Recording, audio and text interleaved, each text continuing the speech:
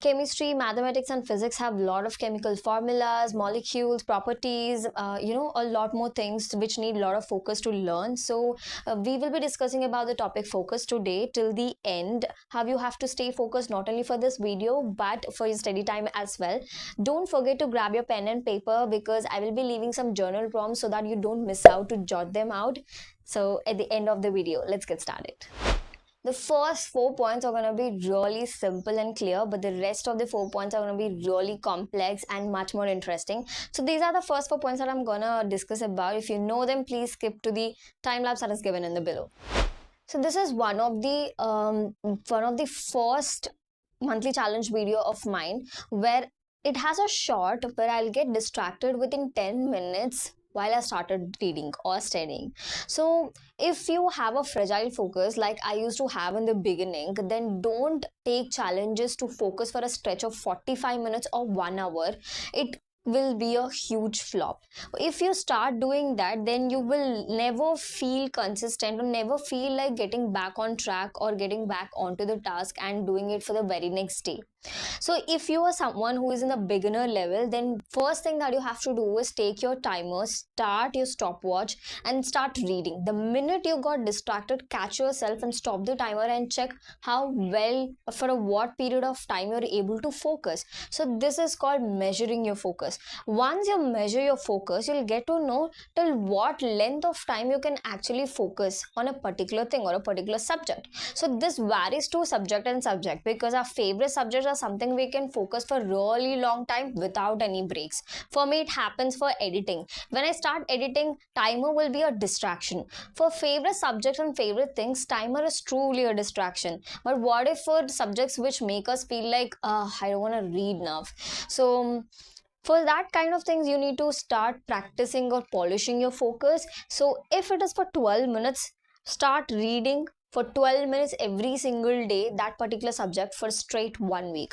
Then increase your focus to 15 minutes, then take a break for 1 minute, and then 30 minutes or 25 minutes timer, then 5 minutes break. Keep stretching your focus. That's when you develop a focus of almost 3 hours straight. So nobody can have this long stretch of focus for 45 minutes to 3 hours initially. You need to practice because focus is a tool.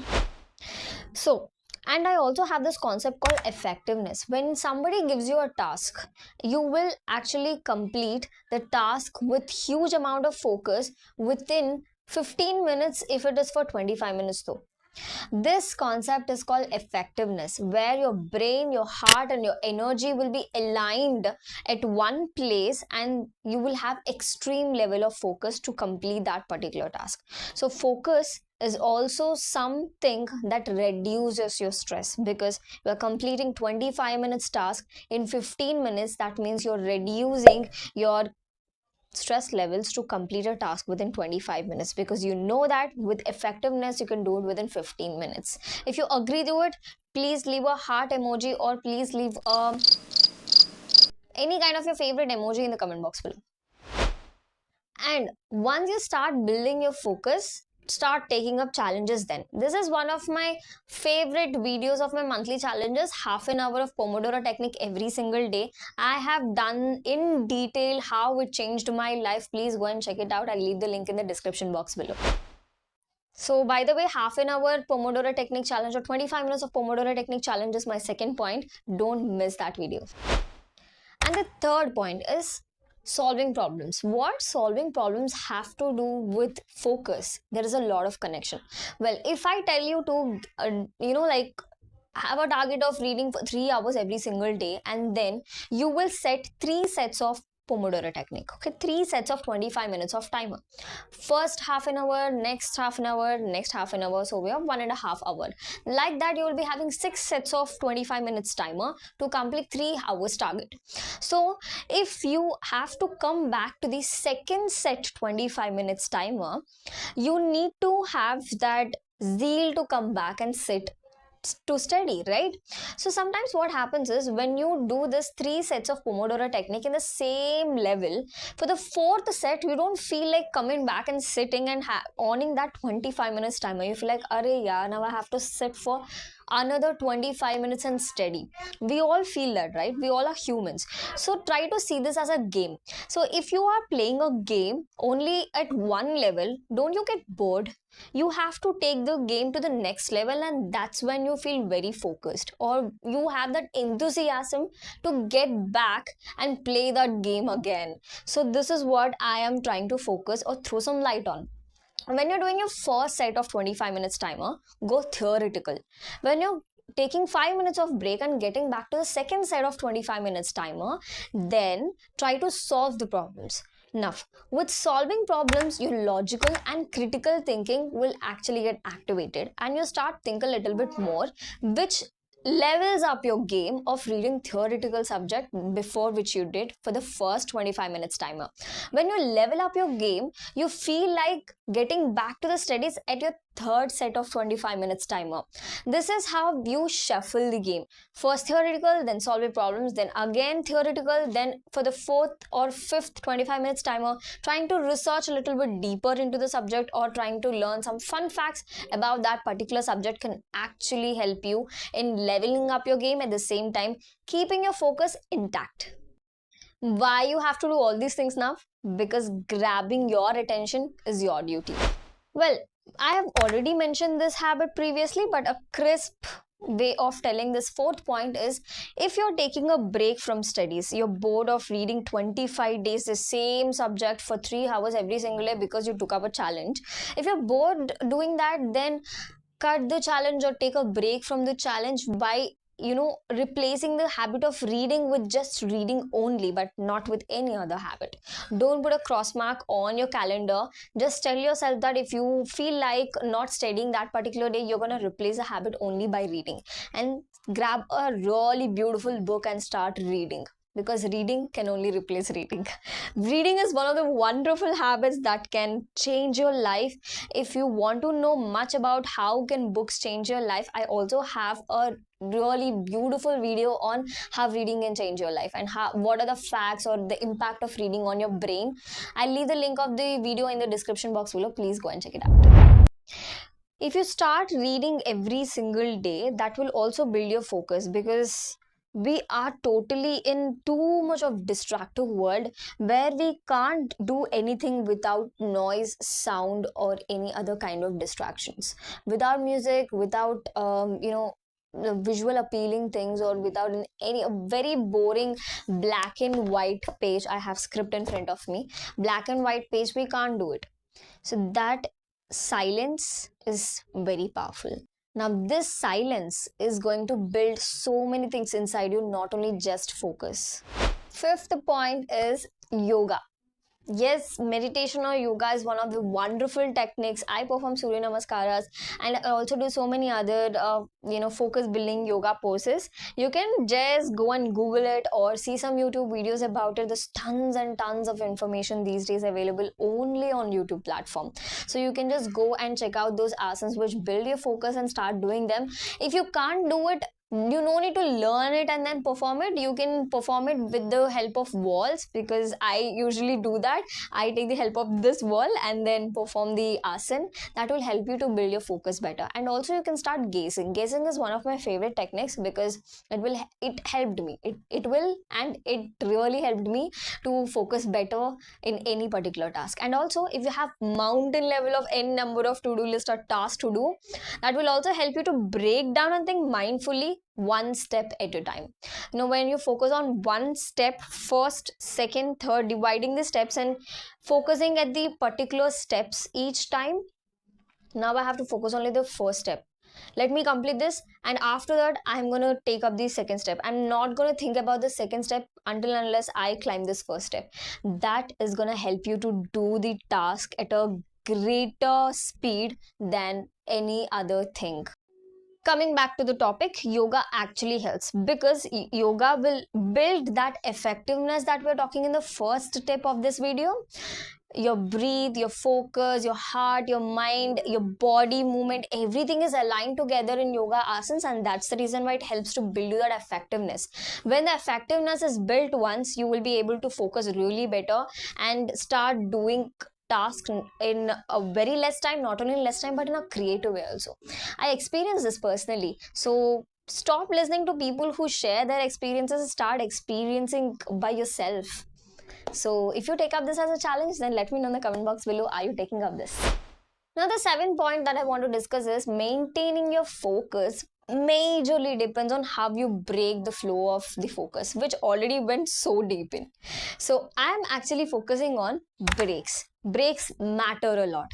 If you are taking a 25 minutes of Pomodoro technique challenge and you're taking 5 minutes break in between and coming back again, that 5 minutes will decide how well you will focus in the next set of your Pomodoro.